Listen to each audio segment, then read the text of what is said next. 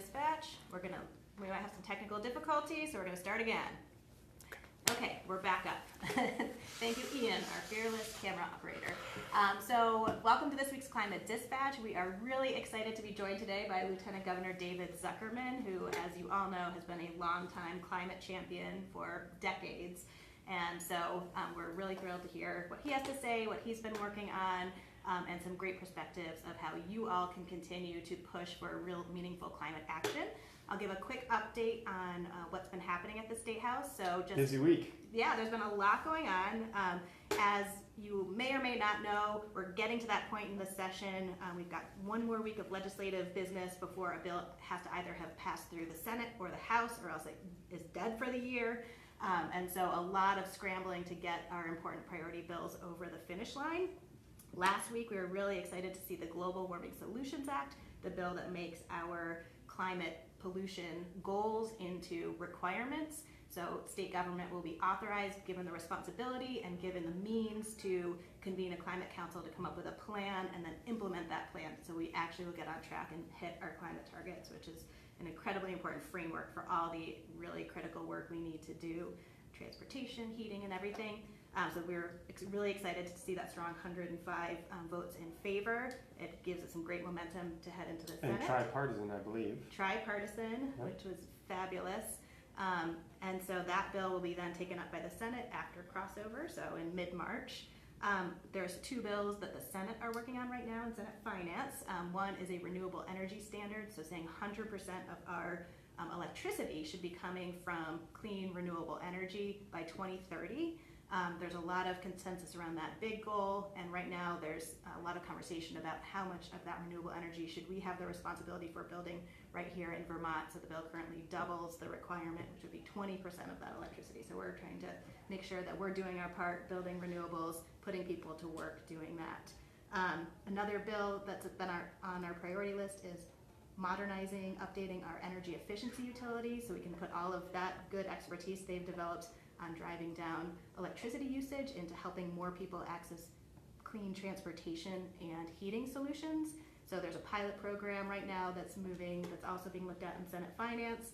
And so we're continuing to work on that and hope that that can be a successful way to get more incentives to more Vermonters to access the kinds of solutions we need. And then finally on our big priority list is Transportation Climate Initiative, which the conversation is kind of happening, and we have not yet seen a bill, but we're hopeful. We're still hearing that there's a lot of interest from folks in the building to talk about, how that would look if the legislature should enact a bill, for example, to say that we should sign on if it meets certain criteria. And we have a lot of parameters around, how is that going to be shaped equitably, and a lot of kind of values of what that would look like if and when it moves forward. So that, we'll stay tuned on that one. There's not as much of it. It's interesting because, turn it over to you. And Lauren will start really fast because there's so much going on, which is, I think, really exciting because many of us have felt there's been a real stagnation in progress on climate crisis initiatives at the State House, and in particular at the administration level, where the leadership is supposed to come from. And to see activity happening, I think is happening because of the groundswell of support across the state. People have been really engaging in the political process, in some regards, since the election in 2016 and what's happened at the federal level. But folks are realizing, right, democracy and policy making and what's going to happen to us is actually going to happen from the ground up. And it happens not just by our votes, but actually by engagement. And engagement is more than just once every 2 years. And partly we're actually moving into a voting window, which is town meeting day is coming up in just the next few days. And it's an opportunity.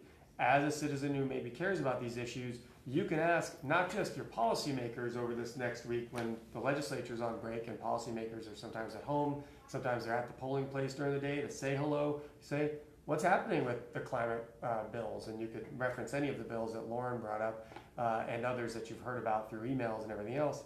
But you can also ask your local candidates for your board of selectmen or alder people, hey, what can we do at the local level about programs to help people in our community, or things that we can do in our schools if you've got school board members up for election, or how is the town planning for both resilience and adaptation, as well as ways we can prevent further degradation to our climate, and in particular, the air quality that's leading to our warming planet.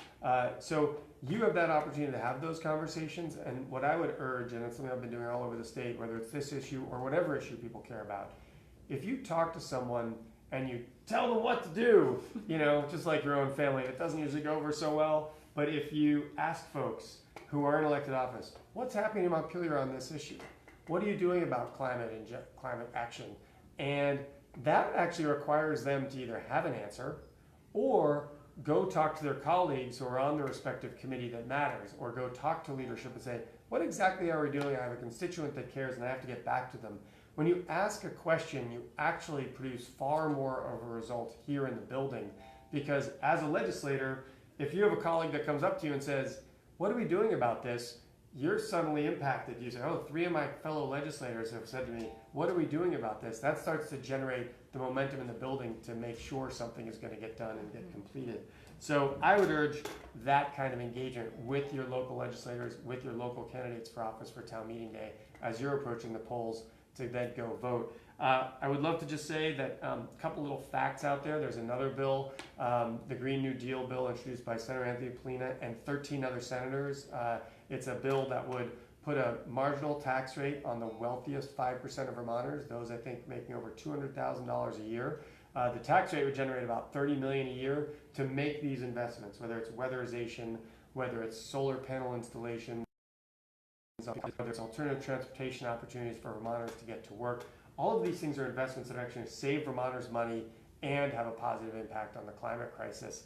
And to put that in perspective, when we're talking about solar and adding more renewable energy, I've heard that we've actually lost in the last couple of years over 500 jobs in the solar field in Vermont.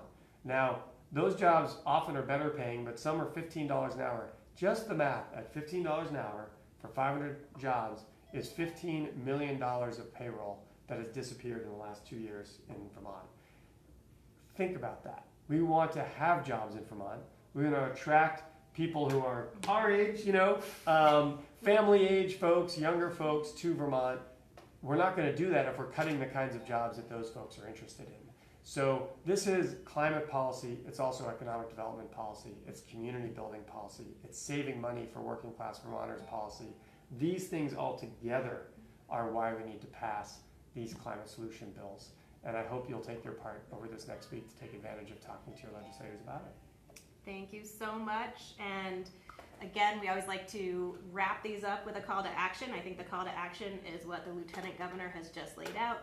Go participate in your town meeting, vote, and while you're there, talk with local people running for office, talk with your lawmakers who will be home all of next week when the State House is closed. So it's a great time if you see them on Tuesday, or try to set up a coffee with them. Or at the gas station. Anytime. They'll be around. So look for them and, or make that opportunity. And, really it is the citizen engagement, the amount of conversations and activism that people have been doing all over the state is why we have this long list that we have that's to finally run happening. along. So it's really exciting. We have this amazing opportunity this year to make real progress. And we're only going to do it if we all work together and do our part. So thank you so much for tuning in. Continue to follow us on #ActOnClimateVT. Thank you so much, Lieutenant Governor. Thank you. So let's do it. Talk to you all next week.